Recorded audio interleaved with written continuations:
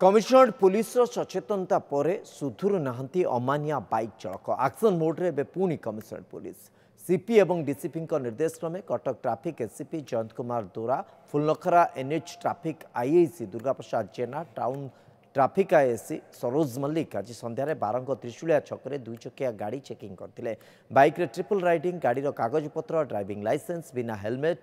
Modified licence silencer लगाई bike Gudi को अटका जाइथिला खिलाफकारी विरोध में ऑनलाइन और ऑफलाइन रे जोरिमाना आदाय करा जाइथिला विकटाल शब्द करुवा बाइक रो साइलेंसर बदला जिबा परे छड़ा जाइथिला आज 22 टी गाड़ी रो फाइन आदाय करा जाइथिबा सहित आगु को चेकिंग को जोरदार करा जिवो बोली एससीपी सूचना दैछथि। जो गाड़ी गुड़ा ट्रिपल राइडिंग हो विदाउट हेलमेट हो मोडिफाइड साइलेंसर हो जो माने बा इलीगल पार्किंग हो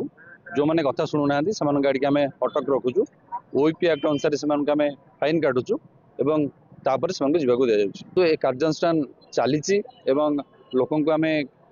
आपण अनुरोध करुचु जे दयाकोरी समस्ते ट्रैफिक नियम मानतु निजे सुरक्षित रुहतु और निज परिवार को सुरक्षित रखु।